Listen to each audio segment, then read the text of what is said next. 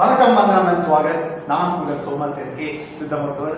நம்ம கூட இன்னைக்கு பாட்காஸ்ட்ல இணைஞ்சிருக்கிறது doctor Bharath Kumar and doctor Monika. இவங்களோட இருக்கிறது நம்ம மேம் ஸ்ருதி மேம். ஸோ இன்னைக்கு வந்து ஒரு இன்ட்ரெஸ்டிங்கான ஒரு டாபிக் நம்ம சூஸ் பண்ணியிருக்கோம் பேசுறதுக்கு. அதில் நிறைய ரகசியங்கள், நிறைய தெரியாத சில உண்மைகள், அதெல்லாம் நம்ம இன்னைக்கு டிஸ்கஸ் பண்ண போகிறோம். ஸோ சார் வணக்கம். தற்போது குழந்தையின்மை இன்ஃபர்டிலிட்டின்றது ஒரு காமன் ப்ராப்ளமாக ஆயிடுச்சு. ஆக்சுவலாக தெருவுக்கு 4 பேர், நம்ம ரிலேட்டிவ்லேயே நிறைய பேர் குழந்தை இல்லை அப்படின்னு சொல்கிறத நம்ம கேள்விப்படுறோம். ஸோ அதுக்காக நிறைய ப்ரொசீஜர்ஸ், ஃபெர்டிலிட்டி சென்டர்லாம் போய் அவங்க ஃபாலோ பண்ணி ரொம்ப சிரமப்படுறாங்க. ஸோ அதுக்கான ஒரு சின்ன ஒரு கலந்துரையாடல், சித்த மருத்துவம் சார்ந்த பப்ளிக்கோட கொஷின்ஸுக்கு அவங்களோட கொஷின்ஸ் என்ன, அதுக்கு நம்ம எப்படி கரெக்டான இன்ஃபர்மேஷன்ஸ் அவங்களுக்கு கொண்டு போகணுன்றதுக்காக இந்த ஒரு சின்ன ஒரு ஃபாரம் க்ரியேட் பண்ணுறோம். ஸோ காமன் மேனாக இருந்து கேட்கக்கூடிய கொஷின்ஸு, இன்னொன்று அந்த சித்த மருத்துவத்துக்குள்ளே இருக்கக்கூடிய சின்ன சின்ன நுணுக்கங்கள் தொடர்புடைய வாழ்வியல் சார்ந்த கேள்விகள் எல்லாத்தையும் நம்ம இதுக்கான பதிலையும் இப்போ பார்க்கலாம்.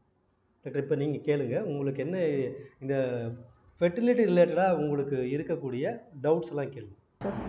ஸோ ஆக்சுவலி ஃபஸ்ட்டு பார்த்தீங்கன்னா, ஆஸ் அ பப்ளிக் நீங்கள் சித்தா மெடிசன் இப்போ பாப்புலர் ஆகிட்டுருக்கு. இன்னொரு விஷயம் என்னென்னா, அலோபதியில் நம்பிக்கை குறைஞ்சிட்டு வருது. டு பி ஃப்ரேங்க், சித்தா மூலமாக நீங்கள் எந்த அளவுக்கு அதை சக்ஸஸ் ரேட்டுக்கு கொண்டு வர முடியும் அப்படின்னு நீங்கள் நினைக்கிறீங்க? ஆக்சுவலி இப்போ எல்லாருமே குழந்தை இல்லைன்னாவே ஃபஸ்ட்டு எங்கே போகிறாங்க? அலோபதி ஹாஸ்பிட்டல் தான் போகிறாங்க. இப்போ நிறைய பேர் அலோபதி ஹாஸ்பிட்டலில் குவியுது. ஃபெர்டிலிட்டி சென்டர் இப்போ வீட்டுக்கு ஒரு மரம் வளர்ப்போம்ன்ற மாதிரி, தெருவுக்கு ஒரு ஃபெர்டிலிட்டி சென்டர் ஸ்டார்ட் பண்ணுவோம்ன்ற மாதிரி ஃபெர்டிலிட்டி சென்டர் அதிகமாகிட்டு வருது. ஸோ மக்களோட ஒட்டுமொத்த பார்வையும் நவீன முன்னேற்றம், அறிவியல் சார்ந்த விஷயங்களில் நவீன மருத்துவம் தான் சிறந்தது அப்படின்றது இருக்குது, தப்பு இல்லை. ஆனால் இந்த இன்ஃபெர்டிலிட்டி இப்போ தான் அதிகமாக இருக்குது. நம்ம முன்னோர்கள்லாம் பார்த்திங்கன்னா, நம்ம தாத்தா பாட்டி காலத்தில் இந்தளவுக்கு இன்ஃபெர்டிலிட்டி இல்லையே. ரொம்ப 100ல் ஒருத்தருக்கு 1000ல் ஒருத்தருக்கு தான் இன்ஃபெர்டிலிட்டி இருந்துச்சு. இப்போ நிறைய பேருக்குள்ள இருக்குது. சரி, இத்தனை பேரும் அங்கே போகிறாங்கன்றதுனால அங்கே அவங்களோட இப்போ ஒரு 100 பேஷண்ட் அலோபதி சைடு போகிறாங்கன்னா ஒரு 10-15 பேஷண்ட் தான் சக்ஸஸ் ஆகுறாங்க. அதே அலோபதி சைடில் வரக்கூடிய அதே 100 பேஷண்ட் இங்கே சித்தா சைடில் வந்தாங்க அப்படின்னா குறைஞ்சது அதில் சக்ஸஸ் ரேட் ஒரு 60-70% இருக்குது. ஸோ நம்பர் ஆஃப் பேஷண்ட்டை வச்சு கால்குலேட் பண்ணுறப்ப சக்ஸஸ் ரேட்டு இந்திய மருத்துவத்தில் தான் அதிகமாக இருக்குது. பர்டிகுலராக சித்தாவில் தான் அதிகமாக இருக்குது. ஸோ நீங்கள் நிறைய கேசஸ் பார்த்துருப்பீங்க. நிறைய கேசஸ்க்கு இதுதான் மூலதனம் இந்த இஷ்யூக்கு அப்படின்னு நீங்கள் ஒரு விஷயத்த சொல்லுங்கள். என்னோட ஆரம்பத்துலேருந்தே நான் எல்லாத்தையும் சொல்கிறது அதுதான்.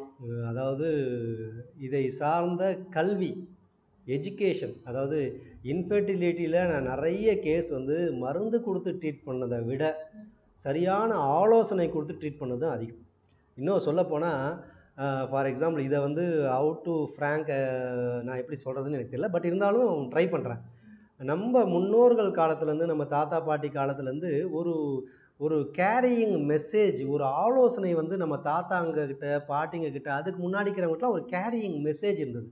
இப்போ அந்த கேரியிங் மெசேஜ் நம்ம பேரண்ட்டுக்கிட்ட இல்லை, நமக்கு இப்போ அந்த சொசைட்டிக்கிட்ட இல்லை. ஏன் அது இல்லைன்னா, இந்த மல்டிமீடியா, சோசியல், யூடியூப் சேனல், இதெல்லாம் யூடியூப்லாம் டெவலப் ஆக பேரண்ட்ஸும் நம்ம தாத்தா பாட்டிலாம் என்ன நினச்சி, அவனுக்கு என்ன, அவன் எல்லாம் போய் சோசியல் மீடியாவில் பார்த்து தெரிஞ்சுக்குவான் அப்படின்னு நினைக்கிறாங்க. ஆனால் சோசியல் மீடியா டோட்டலாக இந்த விஷயத்தை பொறுத்த முடியும் தப்பாக தான் கைட் பண்ணும். அதனால் நீங்கள் சொன்னீங்களே எது மூலதனம்னு கேட்டிங்க இல்லையா, சரியான ஆலோசனை, அதாவது ப்ராப்பர் கவுன்சிலிங் தான் மூலதனம். அதில் வச்சு தான் நான் நிறைய கேஸை சக்ஸஸ் பண்ணுறேன். சரிங்களா? அதுக்கு ஒரு ஷெட்யூல் வச்சுருக்கேன். ஒரு ஃபஸ்ட்டு மந்த்துக்கு இந்த ஆலோசனை, செகண்ட் மந்த்துக்கு இந்த ஆலோசனை அப்படின்னு ஒரு 10 மந்த்ஸுக்கு ஒரு 10 மந்த்ஸ் ஆலோசனை ஷெட்யூல் வச்சுருக்கேன். அதில் ஒரு தேவைப்பட்ட பேஷண்ட்டுக்கு 2-3 மாதத்துலேயே சக்ஸஸ் ஆகிடுது. கொஞ்சம் நாள் தேவைப்படுற பேஷண்ட்டுக்கு கொஞ்சம் ஒரு 6-7 மாதம் அந்த மாதிரி இழுக்குது. சரிங்களா? நெக்ஸ்ட்டு என்னென்னா, இப்போ அலோபதியில் இருந்து தான் ஃபஸ்ட் அது இருந்துச்சு சொசைட்டியில். அலோபதி தான் இருந்தால் தான் நல்லா நடக்குது. IVF, IUI இதெல்லாம் போயிட்டு இருந்த காலத்துலேருந்து இப்போது பார்த்தீங்கன்னா ட்ரெண்ட் ஆகிட்டு இருக்கிறது Siddha medicine for a woman. அவங்க எந்த ஸ்டேஜில் போனாலும் என்ன ட்ரீட்மெண்ட் பண்ணாலும் கொடுத்துட்றாங்க. அவங்களுக்கு ப்ராப்பர் கைடன்ஸும் சில டாக்டர்ஸ் கொடுக்குறாங்களா என்னால் சொல்ல முடியாது. But as a Siddha doctor நீங்கள் எந்த ஸ்டேஜ், எப்படி நீங்கள் க்யூர் பண்ண முடியும், எந்த ஸ்டேஜ்லேருந்து வந்தாலும் திருப்பி அவங்கள அலோபதிக்கு போய் அதை ட்ரீட் பண்ணக்கூடிய இது இருக்குமா? சித்தாலேருந்து நெக்ஸ்ட்டு லெவல், அதுதான் நான் கேட்குறேன். இப்போ ஆக்சுவலாக நான் பார்த்த மெடிக்கும் பேஷண்ட்டில் ஃபார் எக்ஸாம்பிள் வந்து ஒரு 10 பேஷண்ட் வராங்கன்னு வச்சுக்கோங்களேன். 10 பேஷண்ட் வராங்கன்னா அந்த 10 பேஷண்ட்டில் ஒரிஜினலாக கம்ப்ளீட்டு இன்ஃபெர்டிலிட்டி ட்ரீட்மெண்ட் எடுத்துக்க வேண்டிய இன்ஃபெர்டிலிட்டி பேஷண்ட்டுன்றது 10 பேரில் 3 பேரோ 2 பேரோ தான். மீதி 7 பேர் இந்த கைடன்ஸ்லேயே கவர் ஆகிடுறாங்க. ஆமாம், இந்த ஆலோசனையிலே சரியாயிடுறாங்க. அவங்களுக்கு சின்ன சின்ன மூலிகை சார்ந்த மருந்துகள் கொடுத்தாவே போதுமானதாக இருக்குது.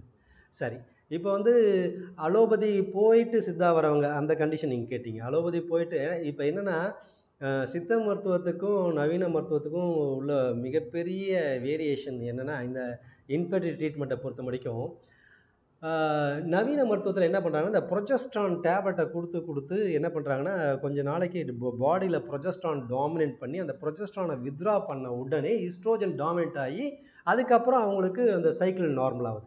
யூஸ்வலாக பார்த்தீங்கன்னா ப்ரொஜெஸ்ட்ரான் டேப்லெட் கொடுத்துட்டே இருப்பாங்க, அதை வித்ரா பண்ணுவாங்க, ஒரு 5 டேஸில் பீரியட்ஸ் வந்து. ஸோ அந்த பீரியட்ஸ்லேருந்து அகைன் அவங்க அந்த ட்ரீட்மெண்ட்டை ஸ்டார்ட் பண்ணுவாங்க. ஸோ இது வந்து ஒரு பார்த்திங்கன்னா ஆக்சுவலாக இப்போ ஃபீமேலை பொறுத்த வரைக்கும் குழந்தை நிற்கிறதுக்கு முக்கியமான தேவையான ஹார்மோன் என்ன தான்? ஈஸ்ட்ரோஜன் தான். ப்ரொஜெஸ்ட்ரான் வந்து அப்படியே ஆப்போசிட், ஈஸ்ட்ரோஜனுக்கு ஆப்போசிட் ப்ரொஜெஸ்ட்ரான். இப்போ ப்ரொஜெஸ்ட்ரானை கொடுத்து பழக என்ன ஆகுதுன்னா உடம்பு வந்து ப்ரொஜெஸ்ட்ரான்றது நம்ம உடம்புல எப்போ அதிகமாக இருக்கும் அதை முதல்ல தெரிஞ்சுக்கோங்க. ஒரு குழந்தை நின்ன பிறகு தான் உடம்புல ப்ரொஜெஸ்ட்ரான் அதிகமாக இருக்கும். ஸோ இப்போ ப்ரொஜெஸ்ட்ரான் டேப்லெட்டை கொடுத்துட்டு வர அந்த பெண்ணோட உடல் சார்ந்த இயக்கங்கள்லாம் எப்படின்னா குழந்தை ஆல்ரெடி உள்ளே இருக்கிற மாதிரி ஒரு இயக்கத்தை ஏற்படுத்தும். ஆமாம், ப்ரொஜெஸ்ட்ரான். ஸோ அதனால் உங்களுக்கு பார்த்திங்கன்னா வெளியில் இருக்கக்கூடிய உணர்வுகள்லாம் உள்ள குழந்தை இருக்கிற மாதிரி இருக்கும். அந்த ப்ரொஜெஸ்ட்ரானை வித்ரா பண்ண பிறகு ஆட்டோமேட்டடாக பாடியில் ஈஸ்ட்ரோஜன் பம்ப் ஆகி பீரியட்ஸை ரெகுலேட் பண்ணி அவங்க அடுத்த சைக்கிளுக்கு வருவாங்க. சரி, ஆட்டோமேட்டடாக ப்ரொஜெஸ்ட்ரானை வித்ரா பண்ணோடனே ஈஸ்ட்ரோஜன் பம்ப் ஆகணும், தவிர ஆகாமல் போயிட்டா அப்போ யோசிச்சு பாருங்கள். அப்போ அவங்களோட பாடியில் பார்த்திங்கன்னா ஆல்மோஸ்ட் குழந்தைய உருவாக்குற போது நம்மளோட உணர்வு நிலை வேறங்க, குழந்தை உள்ளே நின்றுட்ட பிறகு நம்ம உணர்வு நிலை வேறு, கம்ப்ளீட் ரெண்டுத்துக்கும் டிஃப்ரெண்ட். குழந்தை உருவாகிறப்ப உருவாக்குறதுக்கு வேண்டிய உணர்வு நிலை வேலை, உருவான பிறகு நம்மளோட உடம்புல இருக்கிற உணர்வு நிலை வேலை. சரி, அது வந்து இப்போ இந்த டேப்லெட்டை ப்ரொஜெஸ்ட்ரான் எடுத்துருக்கிறப்ப குழந்தை ஆல்ரெடி இருக்கிற மாதிரியான ஒரு உணர்வு நிலையை உடம்புல நிறைய கிரியேட் பண்ணிடுது. அதனால சைடு எஃபெக்ட்ஸும் சொல்லக்கூடாது, அது வந்து குழந்தைய உண்டாக்காமல் இருக்கிறதுக்கான உடலை கிரியேட் பண்ணிடுது. ஸோ அதை அவங்க வித்ரா பண்ணி அதை மீறி பாடியில் ஈஸ்ட்ரோஜன் பம்ப் பண்ணுறப்ப தான் அவங்களுக்கு நார்மல் சைக்கிளே வந்து அதுக்கப்புறம் அந்த ஓவலேஷன் பீரியட்லாம் வந்து குழந்தை நிற்குது. ஸோ பட் இது வந்து அலோபதி சிஸ்டமில் நடக்கிற விஷயம்.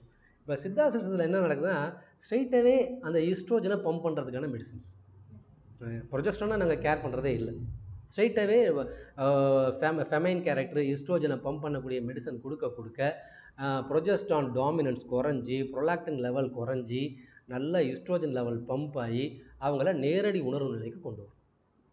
இப்போ ரெண்டுத்துக்கும் டிஃப்ரென்ஸ் புரிஞ்சிச்சிங்களா? அவங்க வந்து ப்ரொஜெஸ்ட்ரானை மையப்படுத்தி ட்ரீட்மெண்ட் கொடுக்குறாங்க, நாங்கள் ஈஸ்ட்ரோஜனை மையப்படுத்தி ட்ரீட்மெண்ட் கொடுக்குறோம். சரிங்களா? சரிங்களா? இப்போ நேச்சுரல் ப்ரெக்னென்சி இருக்காங்கல்ல சார், நான் கேள்விப்பட்ட வரைக்கும் நேச்சுரல் ப்ரெக்னென்சியில் எல்லாமே அவங்களுக்கு பர்ஃபெக்டாக இருக்கும், எல்லா லெவல்ஸ் பாடியில் இருக்கிறது. ஆனால் ஒரு சித்தா டாக்டர் என்கிட்ட சொன்னது எல்லா லெவலும் முதல்ல ரெடி பண்ண பிறகு தான், தட் மீன்ஸ் அது ஆட்டோமேட்டிக்காக ப்ரெக்னென்ட் ஆகிடுவாங்க. அப்படி இருக்கும்போது தனியாக இன்ஃபர்டிலிட்டிக்குன்னு நீங்கள் ட்ரீட் பண்ணுறதுக்கு பதிலாக இதை பண்ணுறது பெஸ்ட் இல்லைங்களா? ஏன்னா எக் வந்து நம்ம இன்ஃபர்டிலிட்டியில் எக்கு தான் மெயின் பங்கு வகிக்குது. அந்த எக்கே வந்து நம்ம ட்ரிகர் பண்ணுறதுனால ஐவிஎஃப்லேயும் ஐயுஏலையும் பண்ணுற அதே விஷயம் நம்ம இதுலேயும் பண்ணுறோம். ஸோ ஹெல்த்தி பேபிஸ் வெயிட் குறையும் இல்லைங்களா? பாடி கான்ஸ்டியூன்ஸில் இருக்கக்கூடிய எல்லா பேராமீட்டர்ஸையும் நார்மல் பண்ணணும். அதுதான் எல்லா மருந்து சிஸ்டமும் அதுதான் பண்ணும். அலோபதி, சித்தா, ஆயுர்வேதா, யுனானி எது எடுத்தாலுமே நம்மளோட பாடி பேராமீட்டர்ஸ்லாம் நார்மல் பண்ணணும், அதுதான் நம்மளோட இலக்கு. இப்போ கரெக்டாக எந்த இடத்துல ஈஸ்ட்ரோஜனை இன்க்ரீஸ் பண்ணணும், எந்த இடத்துல இப்போ மேலே பொறுத்த வரைக்கும் ஒரே ஒரு ஹார்மோன் தான் டாமினன்ட், டெஸ்டோஸ்டிரான் தான் டாமினன்ட். ஆனால் ஃபீமேலை பொறுத்த வரைக்கும் 2 ஹார்மோன் ப்ளே பண்ணுது, ஒன்று ஈஸ்ட்ரோஜன், இன்னொன்று ப்ரொஜெஸ்ட்ரான். ஸோ அந்த கரெக்டாக அந்த டேஸை பார்த்து மருந்து கொடுக்கணும். 1 to 5 டேஸ்க்கு என்ன மெடிசன் கொடுக்கணும், 5 to 8 டேஸ்க்கு என்ன மெடிசன் கொடுக்கணும், 8 to 16 டேஸ்க்கு என்ன மெடிசன் தரணும், அப்புறமேட்டு ஆஃப்டர் 16 டேஸ் என்ன மெடிசன் தரணும். இதை பார்த்து நீங்கள் கரெக்டாக ரெகுலேட் பண்ணிங்கன்னா டெஃபினட்டாக குழந்தை நின்றுடும். இப்போ நீங்கள் சொல்கிறது ஒரு விதத்தில் நேச்சுரல் ஃபெர்டிலிட்டி சிஸ்டமில் என்ன ஒரு விஷயம்னா, டைரெக்டாக அவங்களுக்கு குழந்தை நிற்கிறதுக்கு ஒரு மிகப்பெரிய மருந்தை கொடுக்காம அவங்க பாடி கான்ஸ்டியூயன்ஸ் எல்லாம் நம்ம நார்மல் பண்ணி அவங்கள இயற்கையாகவே கருத்தரிக்க வைக்கிறது தான் நம்ம ஃபெர்டிலிட்டி சென்டரோட அல்டிமேட் கோல். அதுதான். சரிங்களா? இப்போது பிராய்லர் சிக்கன் சாப்பிட்டா இன்ஃபெர்டிலிட்டி வருது அப்படின்ற மாதிரி சொல்கிறாங்க சார். அப்போ மற்ற நான்வெஜ்ஜும் சாப்பிட்லாமா, இல்லை நாட்டுக்கோழி சாப்பிட்லாமா? இதனால் இன்ஃபெர்டிலிட்டி வர்றதுக்கான சான்சஸ் அதிகம் இருக்கா? என்கிட்ட ஆக்சுவலாக ஒரு பேஷண்ட் வந்தது ஃபெர்டிலிட்டி ட்ரீட்மெண்ட்டுக்காக. அவங்கக்கிட்ட நான் எல்லா மருந்தெல்லாம் கொடுத்துட்டு இந்த கைடன்ஸ்லாம் கொடுத்துட்ட பிறகு பத்தியத்தில் பிராய்லர் சிக்கன் எழுதிட்டேன். அவங்க உடனே, சார் பிராய்லர் சிக்கனை என்னால் நிறுத்தவே முடியாது சார், அந்த பத்தியத்தை மட்டும் என்னால் ஏன்னா அவங்களால சிக்கன் சாப்பிடாம இருக்க, ஆனால் அதுக்கு அவ்வளோ அடிமையாக இருக்காது. ஏன்னா இந்த பிராய்லர் சிக்கனில் கிடைக்கிற சாஃப்ட்னஸ் வேறு எந்த நான்வெஜ்லையும் கிடைக்கிறது. இன்னொன்று இந்த டேஸ்ட்டுக்கு அடிக்ட் ஆகிட்டாங்க. அந்த 65 அந்த இது வறுவல்களுக்கும் பயங்கர அடிக்ட் ஆகிட்டாங்க. ஸோ அதுலேருந்து அவங்களால வித்ரா பண்ண முடியுது. சரி, இப்போ நீங்கள் கேட்ட கொஸ்டின், பிராய்லர் சிக்கனால் இன்ஃபெர்டிலிட்டி கண்டினியூ ஆகும்னா டெஃபினட்டாக கண்டினியூ ஆகும். ஏன்னா அதிகமான ஸ்டீராய்டு இன்ஜெக்ஷன் போடுறது நான் வெஜிடேரியன்லேயே எதுக்கு தான்? பிராய்லர் சிக்கனுக்கு தான். நீங்கள் ஆற்றுல வளர்கிற மீனுக்கோ இல்லை கடலில் வளர்கிற மீனுக்கோ ஸ்டீராய்டு போடுறதில்ல. ஆட்டுக்கோ அதுக்கும் கொடுக்குறாங்க, மெடிசன் கொடுக்குறாங்க. ஆனால் இந்த அளவுக்கு கிடையாது. நம்பர் ஆஃப் ஸ்டீராய்ட்ஸ் பிராய்லர் சிக்கனுக்கு அதிகம். ஸோ அது ஏன் அந்த பிராய்லர் சிக்கனை இப்போ ஆல்ரெடி இந்த ஹார்மோனு ஸ்டீராய்டில் வரக்கூடிய பிரச்சனைகளில் தான் இன்ஃபெர்டிலிட்டியே வருது. நீங்கள் தேவையில்லாமல் இன்னொரு ஸ்டீராய்டல் ப்ராப்ளம் உள்ள ஒரு நான்வெஜ்ஜை உள்ளே தள்ளினீங்கன்னா அது இன்னும் ப்ராப்ளம் தான் கிரியேட். அதனால தான் நாட்டுக்கோழி பெஸ்ட். நாட்டுக்கோழி சாப்பிட்றப்ப ஒன்றே என்னென்னா பாடி ஹீட் அதிகமாகும். பாடி ஹீட் அதிகமாகாமல் இருக்கிறதுக்காக நீங்கள் எப்போ சிக்கன் சாப்பிட்டாலும் முடிஞ்ச உடனே ஒரு லெமன் ஜூஸ் குடிச்சிருங்க. லெமன் ஜூஸ் குடிச்சிங்கன்னா டெஃபினட்டாக அந்த சிக்கன்னால் வரக்கூடிய பிரச்சனைகள் அது தடுத்துடும்.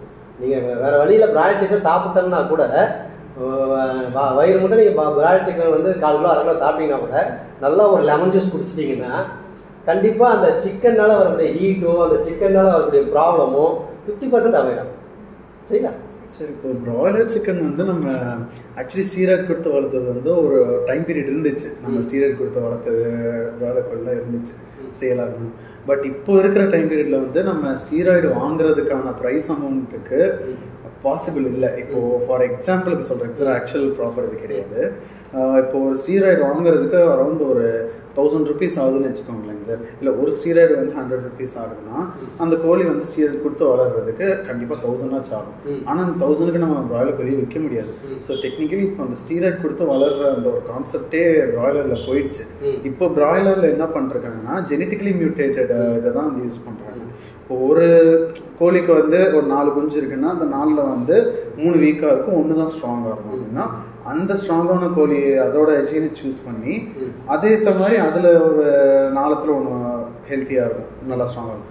அது 2யும் மேட் பண்ணி வச்சு அதோட குழந்தை வர வச்சு அப்படி தான் ஜெனட்டிக்கலி மியூட்டேட் பண்ணுறாங்க. இப்போ உங்கள் இதுலேயே வந்துருச்சு ஆன்சர். ஜெனட்டிக்கலி மியூட்டேட்டட் ஒரு நான்வெஜ்ஜு அது இப்போ இன்ஃபெர்டிலிட்டியை இன்க்ரீஸ் பண்ணால் ஒரு நார்மலாக பிடி பிரிஞ்சாலும் நம்ம தடை பண்ணியிருக்கோம். ஓகேங்களா? ஜெனட்டிக்கலி மியூட்டேட்டட் வெஜிடபிள்ஸு அதெல்லாம் நம்ம அவாய்ட் பண்ணணும்னு சொல்கிறோம். அதே மாதிரி ஜெனட்டிக்கலி மியூட்டேட்டட் ஒரு அனிமல் எப்படி நம்மளை டிஸ்டர்ப் பண்ணாமல்? டெஃபினட்டாக அது ஒரு ரீசன் தான். நீங்கள் சிம்பிளாக நான் சொல்கிறேன், யாரெல்லாம் நிறைய சிக்கன் 65 நிறைய நான்வெஜ் சிக்கனாக சாப்பிட்றாங்களோ அவங்களுக்கு கண்டிப்பாக பெண்களுக்கு பீரியட்ஸ் தொடர்பான ப்ராப்ளம். சிக்கனை மட்டுமே ஒரு மிகப்பெரிய உணவாக எடுத்துகிட்டு சாப்பிட்றாங்க இல்லையா, அந்த மேலுக்கும் சின்ன சின்ன இஷ்யூ இருக்க தான் செய்யும். ஃபீமேலுக்கும் யுட்ரஸ் சார்ந்த பிரச்சனைகள் இருக்க தான் செய்யும். நீங்கள் யுட்ரஸ் சார்ந்த பிரச்சனைகள் வர லேடிஸ்கிட்ட இன்வேரியபிளாக கேள்வி அன்லஸ் அதர்வைஸ் அவங்களுக்கு ஸ்ட்ரெஸ் ஃபேக்டர் ஒரு பெரிய ஃபேக்டராக இருந்தால் அதுதான் மெயின் ரோல். ஸ்ட்ரெஸ் ஃபேக்டர் தான் ஃபஸ்ட்டு ரோலாக இருக்கும். ஸ்ட்ரெஸ் ஃபேக்டர் மெயின் ரோலாக இல்லாத பட்சத்தில் அவங்ககிட்ட நீங்கள் ஃபுட் ஹிஸ்ட்ரி கேட்டிங்கன்னா சிக்கன் உள்ளே வந்துருக்கும். ஆனால் மேல் பொறுத்த வரைக்கும் அவங்க இப்போ பாடி பில்டிங்லாம் போகிறவங்களுக்குலாம் கண்டிப்பாக அந்த சோர்ஸ் ஆஃப் ப்ரோட்டீனுக்கு கண்டிப்பாக பிராய்லர் சிக்கன் தான் எடுக்கிறாங்க. ஆனால் அவங்களுக்கு டெஸ்டோஸ்டிரான் லெவல்ஸும் பூஸ்ட் ஆகுது, எதுவும் ப்ராப்ளமும் வர மாட்டேங்குது. அது எப்படி கோரிலேட் பண்ணுறது? டெஃபினட். ஆனால் நீங்கள் பிராய்லர் சிக்கன் மட்டுமே எடுத்துக்கிட்டு பாடி பில்டிங் பண்ணுறது தப்பு. சரிங்களா? ஏன் சொல்கிறேன்னா ஒன்று வந்து அது பாடி ஹீட்டை எக்ஸஸ் பண்ணிடும். பாடி ஹீட்டை எக்ஸஸ் பண்ணுறதுனால அந்த பாடி ஹீட்டை அவங்களால மெயின்டைன் பண்ண முடியாது. அவங்க பாடி ஹீட்டை மெயின்டைன் பண்ணி இதை எடுத்துக்கிறாங்கன்னா தப்பு இல்லை. ஆனால் அதே சமயத்தில் ரெகுலராக பிராய்லர் சிக்கன் மட்டுமே ப்ரோட்டீன் சோர்ஸாக எடுக்க மாட்டாங்க. மோஸ்ட்லி ப்ரோட்டீன் சோர்ஸை பொறுத்த வரைக்கும் ஒரு சிங்கிள் ப்ராடக்ட்லேருந்து எடுக்கக்கூடாது, மல்டிபிள் ப்ராடக்ட்லேருந்து எடுக்கணும். அப்போ தான் அது வந்து பேலன்ஸாக இருக்கும். சரிங்களா? சரி, அது எனிவே அது வந்து ஒரு லிமிட்டடாக இருந்தால் ப்ராப்ளம் கிடையாது. ஒரு லிமிட்டடை மீறி போனால் தான் ப்ராப்ளம். சரிங்களா? ஸோ சித்தால ஆயில் பாத் அப்புறம் ஹெர்பல் டெகாஷன்ஸ் இதெல்லாம் எந்த அளவுக்கு பங்கு வகிக்குது இன்ஃபர்டிலிட்டிக்கு? எந்த அளவுக்கு பங்கு வகிக்குதுன்னா எந்த அளவுக்கு ஹெல்ப் பண்ணும் உங்களுக்கு ஆயில் பாத்து? மேஜர் ரோல் இல்லை. ஏன்னா எப்போவுமே ஹீட்டு தான் மெயின் ரோலாக இருக்கும் விமன்ஸ்க்கு. இன்ஃபர்டிலிட்டியோ இல்லை பேபி ஃபார்ம் ஆகிறதுக்கோ அது சுடு தண்ணியில் கூட குளிக்கக்கூடாதுன்னு சொல்லுவாங்க ரொம்ப. ஸோ அந்த மாதிரி இருக்கும்போது இந்த ஆயில் பாத்தும் அந்த ஹெர்பல் டிகாஷன் ஏதாவது இப்போ ஜென்ரலாக சித்தா டாக்டர்ஸே கொடுக்காம இருப்பாங்க. சஜஸ்ட் பண்ணாத ஒன்று இது குடித்தா நல்லது, இந்த பூசணிக்காய் ஜூஸ் இதெல்லாம் அந்த மாதிரி சொல்கிறாங்கல்ல, அந்த பூசணிக்காய் ஜூஸு அந்த மாதிரி இப்போல்லாம் லேடிஸ் ரொம்ப டெவலப் ஆகிட்டாங்க. ஜென்ரலாக அவங்களே எதனா ரொட்டீனாக யூடியூப் பார்த்தெல்லாம் சாப்பிட ஆரம்பிச்சிட்டாங்க. ஸோ இந்த ஆயில் பாத் வந்து எந்த அளவுக்கு அவங்களுக்கு வந்து ஓகே, இட்ஸ் ரைட்? டெஃபினட்டாங்க. ஆக்சுவலாக ஆயில் பாத் வந்து நம்மளோட உடம்புல இருக்கக்கூடிய ஒட்டுமொத்த வாத பித்த கபத்தை நார்மல் பண்ணுது. ஆயில் பாத்துக்குன்னு சில ப்ரொசீஜர் இருக்குது. ஆயில் பாத்தை வந்து வீக்லி ஒன்ஸோ டுவைஸோ எடுத்துக்கணும். அந்த ஆயில் அப்ளை பண்ணுறதுக்கு சில ப்ரொசீஜர்ஸ் இருக்குது. அந்த கரெக்டாக ப்ரொசீஜர் பிரகாரம் நீங்கள் ஆயில் பாத் எடுத்துகிட்டு வந்து அன்னைக்கு மதியானம் என்ன ஃபுட்டு சாப்பிட்ணும், மதியானம் தூங்கக்கூடாது, இந்த மாதிரி நிறைய விஷயங்கள் இருக்குது. அதெல்லாம் நீங்கள் கரெக்டாக கேட்டுக்கிட்டு கரெக்டாக ஆயில் பாத்தை ஃபாலோ பண்ணிங்கன்னா உங்களுக்கு அந்த ஒரு நாள் எடுத்துக்கிற ஆயில் பாத் அன்றைக்கி மட்டும்தான் டயர்டாக இருக்கும். பட் அந்த வீக்கு ஃபுல்லாகவே உங்களுக்கு பாடி நல்லா ரெகுலேட் ஆகும். உங்களுடைய அதாவது இன்டர்னல் ஆர்கன் எல்லாமே வந்து நல்ல நார்மலைஸ்டாக இருக்கும் ஆயில் பாத் எடுத்துக்கிட்டால். பர்டிகுலர்லி இன்ஃபர்டிலிட்டி கேஸுக்கு வந்து ஹார்மோன் இம்பேலன்ஸ் தான் மேஜர் ரீசன். அந்த ஹார்மோன் இம்பேலன்ஸு, பிஹெச் லெவல் இதெல்லாம் நீங்கள் ஆயில் பாத்தில் நார்மலாகும். அதனால் ஆயில் பாத் நாங்கள் எங்ககிட்ட வர பேஷண்ட்டுக்கிட்ட compulsory weekly once oil bath எடுத்துக்க சொல்லுவோம். Compulsory weekly once oil bath எடுத்துக்குவோம். மேலாக இருந்தால் வந்து ரெகுலராக சாட்டர்டே எடுத்துக்க சொல்லுவோம். ஃபீமேலாக அது நாள் ஒரு கணக்கு இல்லை, அந்த சாட்டர்டே ஆர் சண்டே ரெகுலராக எடுத்துக்கிட்டால் பெட்டராக. இப்போ பார்த்தீங்கன்னா சித்தா, ஆயுர்வேதா, யுனானி இது மாதிரி எல்லா இதுவுமே பார்த்தீங்கன்னா இட்ஸ் இந்தியன் மெடிசன்.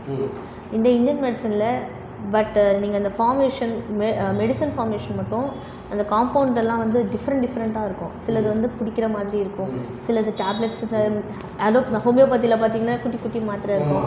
ஸோ அந்த மாதிரி இருக்குது. ஸோ இதில் எது சார் நான் இப்போ பார்த்தீங்கன்னா மோஸ்ட் ப்ராபப்ளி ஹோமியோபதி டெவலப் ஆகிட்டுருக்கு. அதில் இந்த மெடிசன் கொடுக்குறாங்க, இது ஈஸியாக இருக்குது. பட் சித்தாவில் பார்த்தீங்கன்னா கஷாயம் கொடுக்குறாங்க, அந்த மாதிரி இருக்குது. ஸோ இதில் வந்து நீங்கள் எதை டிஃப்ரென்ஸ் கண்டுபிடிக்க முடியும் நம்மளால்? இது ஓகே அது ஓகே அப்படின்னா எது? பிகாஸ் நீங்கள் இன்ஃபர்டிலிட்டிக்கு நம்ம எல்லாமே ஒன்று தான். இப்போ அலோபதினா இட்ஸ் டோட்டலி ஒன் மெடிசன், மாத்திரை. இதில் 5 வகையாக இருக்குது இந்தியன் மெடிசனில். இதுக்கு என்ன டிஃப்ரென்ஸ் நீங்கள் சொல்ல விரும்புகிறீங்க? நான் ஸ்பெசிஃபிக்காக சொல்கிறது என்னென்னா, தமிழ்நாட்டில் தமிழ் பேசுகிற மக்களுக்கு சித்த மருத்துவம் தான் சிறந்த மருத்துவம். ஏன்னா இது மண்ணினோட மருத்துவம். பல 1000 ஆண்டுகளாக இந்த மண்ணில் உருவான மருத்துவம். நம்ம உடம்புல இருக்கிற ஜெனட்டிக்கு தகுந்த மாதிரியான மருத்துவம். இப்போ நம்ம ஜீன்ஸுக்கு தகுந்த மாதிரி நம்ம சித்தர்கள் நமக்காக உருவாக்கின மருத்துவம். இந்த மருத்துவம் வேறு எங்கேயோ இருக்கிறவங்களுக்கு ஒர்க் ஆகிறத விட நம்ம தமிழ்நாட்டில் நம்ம தமிழ் மண்ணில் இருக்கிற மக்களுக்கு 100% ஒர்க் ஆகும். ஃபார் எக்ஸாம்பிள் ஒரு ஃபாரினருக்கு கொடுக்குறேன், அந்த ஃபாரினருக்கு இதே இன்ஃபர்டிலிட்டி கேஸுக்கு நம்ம செட் ஆஃப் ட்ரக்கையே நான் கொடுக்குறேன். ஒரு இந்தியன் உமனுக்கு கொடுக்குறேன் அப்படின்னா, இந்தியன் உமனை விட பர்டிகுலர் தமிழ்நாடு உமனுக்கு கொடுக்குறேன்னா தமிழ்நாடு உமனுக்கு 100% ஒர்க் ஆகும். ஏன்னா அவங்க இந்த லேண்டோட ஜீன், இந்த லேண்டுக்கான மெடிசன். இது இன்னொன்று, இந்த மெடிசனில் இருக்கக்கூடிய நீங்கள் குடிநீர் சொன்னீங்க. குடிநீர்ன்றது இப்போ தான் லேட்டஸ்ட்டாக அல்கலாய்டை செப்பரேட் பண்ணுறதுக்கு சப்போனின் இப்போ நிறைய இருக்கக்கூடிய ஃப்ளேவனாய்ட்ஸ் இந்த மாதிரி நிறைய உள்ள காம்பனண்ட் கண்டுபிடிச்சி அதை வந்து ஆசிட் சாலிபிள், அப்புறமேட்டு வாட்டர் சாலிபிள் அப்படிலாம் பிரித்து சொல்லியிருக்காங்க. குடிநீர்ன்றது ஒரு வாட்டர் சாலிபிளாக இருக்கக்கூடிய மருத்துவ பொருட்களை எல்லாம் கான்சன்ட்ரேட்டடாக கொண்டு வரக்கூடிய ஒரு ப்ராசஸ். ஸோ அந்த அளவுக்கு ஒரு பொட்டன்சியான ட்ரக்கு குடிநீர். உங்களுக்கு அந்த சுவை வேணால் ப்ராப்ளமேட்டிக்காக இருக்கலாம். அதே மாதிரி பிரெயினில் ஒர்க் ஆகிற மெடிசன்லாம் ஆயில் பேஸில் கொடுத்தா ரொம்ப நல்லாயிருக்கு. ஆயில் பேஸில் இன்னும் சொல்ல போனால் என்னோடய ட்ரக்கை வந்து நான் பேஷண்ட்டிட்ட நெய்யில் கலந்து சாப்பிட சொல்லுவேன். நெய்யில் கலந்து கீயை மெல்ட் பண்ணி மெல்டட் நெய்யில் கலந்து சாப்பிட சொல்லுவோம். ஏன்னா அந்த மெல்டட் நெய்யை வந்து ஒரு அட்ஜுவண்ட்டாக யூஸ் பண்ணுறப்போ தான் அது நேரடியாக செக்ஷுவல் ஆர்கன்ஸில் ஒர்க் ஆகும். ஓவரிலையும் டெஸ்டிஸ்லையும் பர்டிகுலராக ஒர்க் ஆகும். ஸோ அதனால் அந்த அட்ஜுவன்ட்ஸ் துணை மருந்துன்னு சொல்லுவாங்க, அது ஒரு பெரிய ப்ளே பண்ணுது. இந்த மருந்தில் சின்ன சின்ன விஷயங்கள் வந்து சாப்பிட்றதுக்கு கஷ்டமாக இருந்தாலும் ரிசல்ட் பயங்கரமாக இருக்கும். இப்போ இதுலேயே நிறைய கேப்சூலாக வந்துருச்சு. இப்போ ஃபார் எக்ஸாம்பிள் நீங்கள் நெய் ஃபார்மில் இருக்கிறதுலாம் சாஃப்ட் ஜெல் கேப்சூலாக வந்துருச்சு. நிறைய எக்ஸ்ட்ராக்டெல்லாம் எங்கள் சித்தாலேயே. பட் இப்போ அந்த மாதிரி இருக்கிறது தான் உடனே ரிலீஃப், உடனே ஒர்க் ஆகும். நம்மளுக்கு அந்த மெடிசனில் இருக்கிறது கொஞ்சம் லேட் ஆகும்னு கேள்விப்பட்டிருக்கேன். அதை பற்றி என்ன சொல்கிறீங்க? இல்லை, இப்போ ராவாக நாங்கள் சொல்கிற கஷாயமோ நெய்யோ தான் 100% ஒர்க் ஆகும். இப்போ டே டு டே லைஃப்பில் ரொம்ப ஃபாஸ்ட்டாக மார்னிங் எழுந்துச்சி 7 மணிக்கு 8 மணிக்கு வேலைக்கு போகிறவங்க, நைட்டு 9 மணிக்கு வரவங்க, எப்பவுமே இந்த ஒரு ரஷ்அப்லேயே இருக்கிறவங்களுக்கு நாங்கள் அவங்களோட நேச்சர் ஆஃப் ஜாபை பொறுத்து சாஃப்ட் ஜெல் கேப்சூலோ அந்த மாதிரி டேப்லெட்டாகவும் கொடுத்துட்றோம். அதுவும் கண்டிப்பாக 70 to 80% ஒர்க் ஆகும். Not to that level. நாங்கள் சொல்கிற ரா ஃபார்மை விட அது கம்மியாக தான் ஒர்க் ஆகும். பட் அதை வச்சே நம்ம ரிசல்ட் பார்த்துடலாம். ஃபார் எக்ஸாம்பிள், நான் வந்து யூஸ்வலாக அசோகப்பட்டையை வந்து பால் கஷாயம் போட்டு தான் குடிக்க சொல்லுவேன் யுட்ரஸ் ப்ராப்ளத்துக்கு. பால் கஷாயம் போட்டு கொடுத்தா அவ்வளோ ரிசல்ட் நல்லா இருக்குது. ஆனால் அந்த பாலில் போட்டு கஷாயம் போட்டு குடிக்கிறது ரொம்ப ஒரு மாதிரி துவர்ப்பாக இருக்கும். அது பேஷண்ட் விரும்ப மாட்டாங்க. ஸோ அதை நான் எப்படினாலும் கொடுங்க சார், நான் குடிக்கிறேன்னு சொல்கிறவங்க கூட அப்படி கொடுத்துருவேன். அப்படி இல்லை சார், அந்த மாதிரிலாம் கஷாயம்லாம் வேணாம் சார், எனக்கு எதாவது டேப்லெட்டாக கொடுங்கன்னா டேப்லெட் ஃபார்மில் வந்துருச்சு. அதை டேப்லெட் ஃபார்மில் கேப்சூல் ஃபார்மில் கொடுத்துடலாம். ஸோ யூ மீன் சித்தா வந்து இதுக்கு மாறி இருக்கு பிகாஸ் இன்னும் அதுலேருந்து தெரியல சில பேருக்கு. சித்தானாவே ரொம்ப ஒதுக்க காரணம் இதுதான். நீங்கள் முன்ன ராவாக வெறும் வயிற்றுல எண்ணெயாக சாப்பிடக்கூடிய மருந்துகளை இப்போ அதையே கேப்சூல் ஃபார்மில் அந்த சாஃப்ட் ஜெல் கேப்சூலாக வந்துருச்சு. அதை நாங்கள் சாஃப்ட் ஜெல் கேப்சூலாக போடுறப்ப அந்த இது தெரியாது, அந்த ஒரு வெறுப்பு வராது. இன்னொன்று ரிசல்ட்டும் நல்லா தான் இருக்குது. ரொம்ப ஒரு 5 to 10% டிஃப்ரென்ஸ். மற்றபடி என்ன, இந்த நம்ம மருந்தை சாப்பிட்டா 3 மாதத்தில் சக்ஸஸ் ஆகிறது, அந்த மருந்து சாப்பிட்டா 4 மாதத்தில் சக்ஸஸ் ஆகும். ஒரு 1 month தான் டிஃப்ரெண்ட். பட் ஒரு விஷயம் கேள்விப்பட்டேன் சார், இந்தியன் மெடிசனை பொறுத்த வரைக்கும் ட்ரீட் பண்ண பிறகு பண்ண ஆரம்பிக்கும் போதே லேட்டாக ரிசல்ட் கிடைக்கும். அப்படி ஒரு இது வந்துட்டுருக்கு. அலோபதியில் சீக்கிரம் கிடைச்சிரும். இதுக்கு என்ன டிஃப்ரென்ஸ்? அதாவது இப்போ ஒரு ஃபீவர் வருதுன்னு வச்சுக்கோங்களேன். ஃபீவருக்கு நீங்கள் ஒரு பேரசிட்டமால் டேப்லெட் போடுறீங்கன்னு வச்சுக்கிங்களேன், ஒரு அசிடைல் சாலிசிலிக் ஆசிட் டேப்லெட் போடுறீங்க. அந்த டேப்லெட் வந்து நேராக போய் உங்கள் ஹைப்போதலாமஸில் டெம்பரேச்சர் சென்டரில் போய் கரெக்டாக அந்த காம்பனண்ட், அந்த மாலிகுலர் ஸ்ட்ரக்சர் ஒர்க் பண்ணி உங்களோட பாடி டெம்பரேச்சர் உடனே ரெடியூஸ் பண்ணுது. அந்த அளவுக்கு மாலிகுலர் லெவலில் ரொம்ப அட்வான்ஸாக போய் ஒர்க் பண்ணுது. ஆனால் நம்ம ட்ரக்கை ஒரு நிலவேம்பு கஷாயம் நீங்கள் குடிக்கிறீங்க அப்படின்னா அது டைரெக்டாக போய் ஹைப்போதலாமஸில் போய் டெம்பரேச்சர் சென்டரில் ஒர்க் ஆகாது. அது என்ன பண்ணுன்னா ஸ்வெட்டிங்கை நல்லா வெளியில் தரும், யூரினேஷனை நல்லா வெளியில் தரும், பாடி பிளட்டை டைல்யூட் பண்ணும், கட்டில் இருக்கக்கூடிய பிஹெச்சை மாற்றும். ஓகேங்களா, கட்டில் இருக்கிற பிஹெச்சை மாற்றும், பிளட் சர்க்குலேஷனை நல்லா பண்ணும், இது என்ன ப்ராப்பர் ரெஸ்பிரேஷனை இன்டியூஸ் பண்ணும்.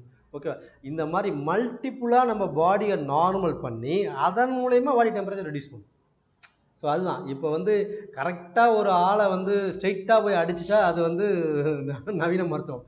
அவனை நேரடியாக அடிக்காமல் சுற்றி கித்தி நிறைய ஆள்லாம் செட் பண்ணி நேரம் பார்த்து அடித்தா அது சித்த மருத்துவம். அவ்வளோதான். சரிங்களா? சரி, இப்போது ட்ரீட்மெண்ட்லாம் எடுத்துகிட்டு இருக்காங்க சார். சித்த மருத்துவத்திலேயே வந்து அவங்க ட்ரீட்மெண்ட் எடுத்துகிட்டு இருக்காங்க. அவங்க 2 பேருக்குள்ளேயும் அந்த கப்புள்ஸ்குள்ளே ப்ராப்ளம்லாம் வருது. ஸோ அதை தொடர்ந்து அவங்க வீட்டில் இருக்கிற பிரச்சனை இதெல்லாம் மைண்டில் வச்சு அவங்க ஸ்ட்ரெஸ் ஆகுறாங்க.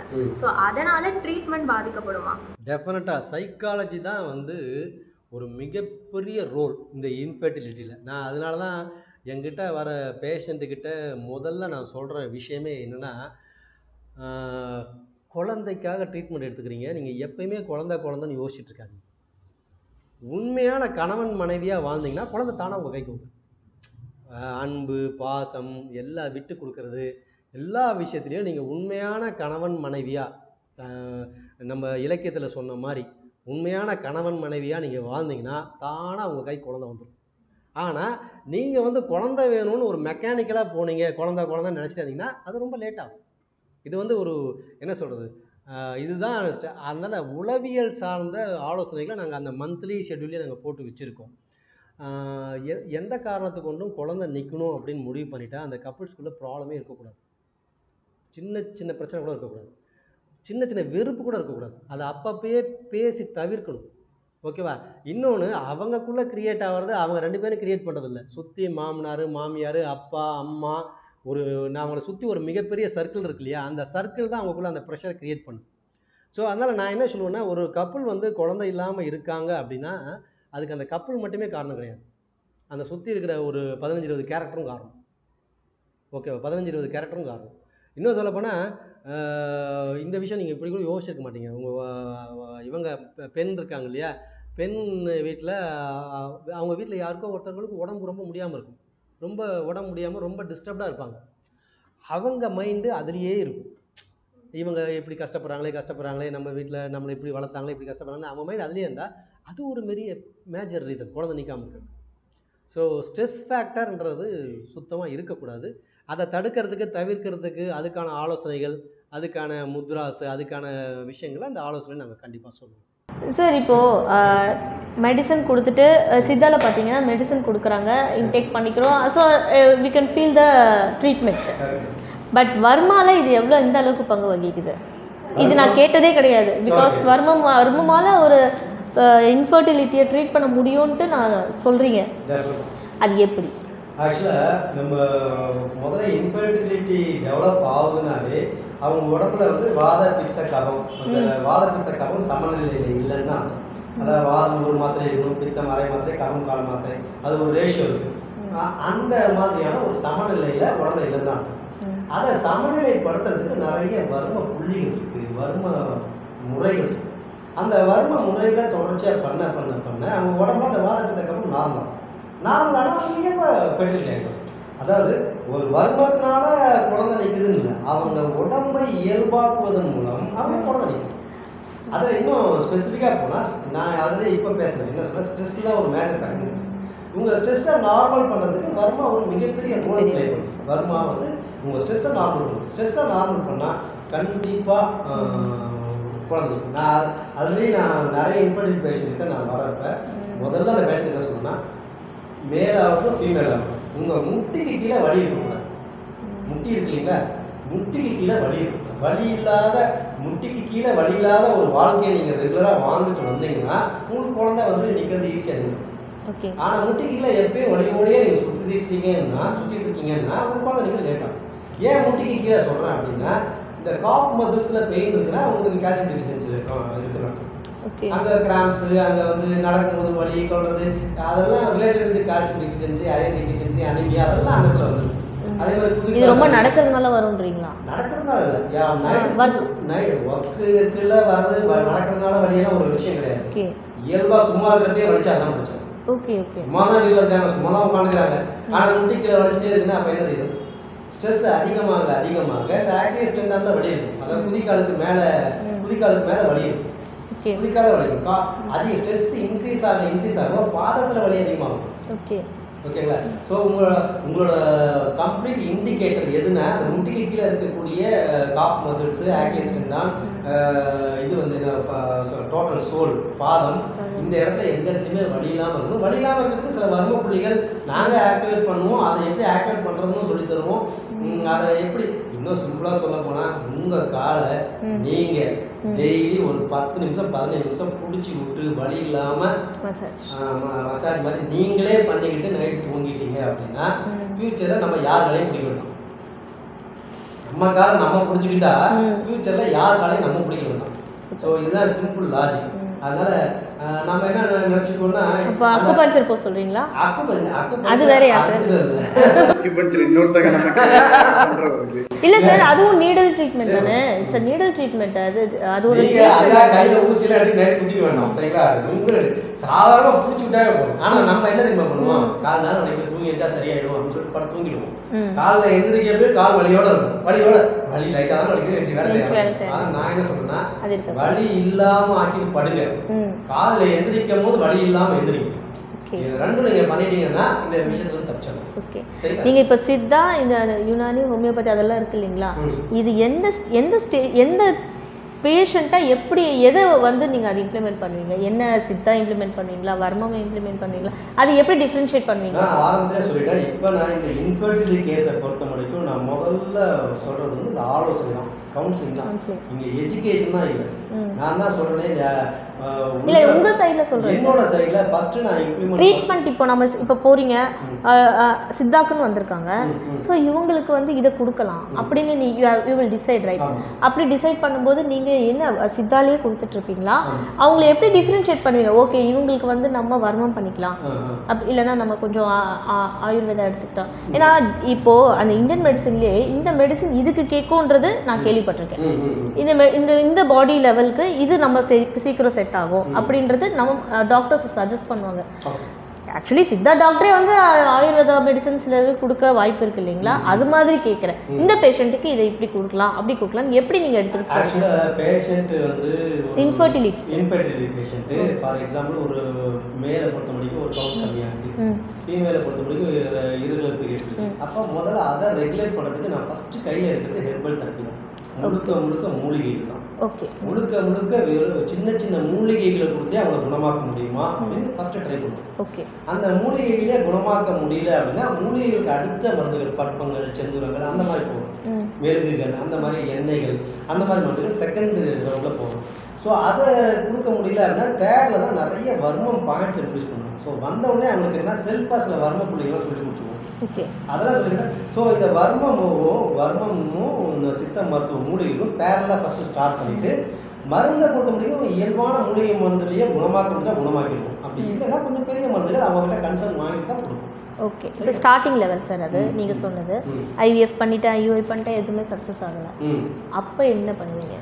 இப்போ என்னன்னா நீங்கள் எல்லா இதுவும் பண்ணிட்டு வரீங்க அப்படின்னா ஆல்மோஸ்ட் உங்கள் பாடி வந்து அந்த ப்ரொஜெஸ்ட்ரானுக்கு அகாமடேட் ஆகி போயிருக்கும்.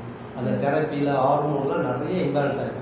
இப்போ 2 விதமாக பேஷண்ட் ஸ்ட்ரெயிட்டாகவே குழந்தை இல்லைன்னு சித்தாக்கு வந்துட்டாங்க அப்படின்னா அவங்களை குணமாக்குறது ஈஸி. ரொம்ப நாள் இந்த அளவு ட்ரீட்மெண்ட்டில் எல்லா ப்ரொசீஜர்லாம் பண்ணிட்டு வந்தாங்கன்னா அவங்க பாடியை நார்மல் பண்ணி ரெகுலேட் பண்ணுறதுக்கு 3 months 4 months ஆகிடும். 3 months 4 months ஆகிட்ட பிறகு தான் அவங்களுக்கான ட்ரீட்மெண்ட் ப்ரோட்டோக்காலே ஸ்டார்ட் பண்ண முடியும். பட் அவங்களையும் கம்ப்ளீட்டான விஷயங்கள் பேலன்ஸ் ஆகிறதுக்கு நாள் ஆகும். இப்போ ஃபார் எக்ஸாம்பிள் ஸ்ட்ரைட்டாகவே சித்தாக்கு வந்து ட்ரீட்மெண்ட் எடுத்துக்கிறவங்கள எங்களால் ஒரு 4 or 5 months சக்ஸஸ் பண்ண முடியுது அப்படின்னா நிறைய அளவு ட்ரீட்மெண்ட் போயிட்டு 1 year 2 year 3 yearலாம் கழிச்சு வந்தவங்கள எங்களுக்கு ஃபஸ்ட்டு ஒரு 3 months 4 months அதை ரெகுலேட் பண்ணுறதுக்கே எடுத்துருக்கு. அதுக்கப்புறம் தான் நம்ம ட்ரீட்மெண்ட் ப்ரோட்டோக்காலே ஸ்டார்ட் பண்ணி அதுக்கப்புறம் ஒரு 2 to 3 months ஆகும். ஓகே, சரி.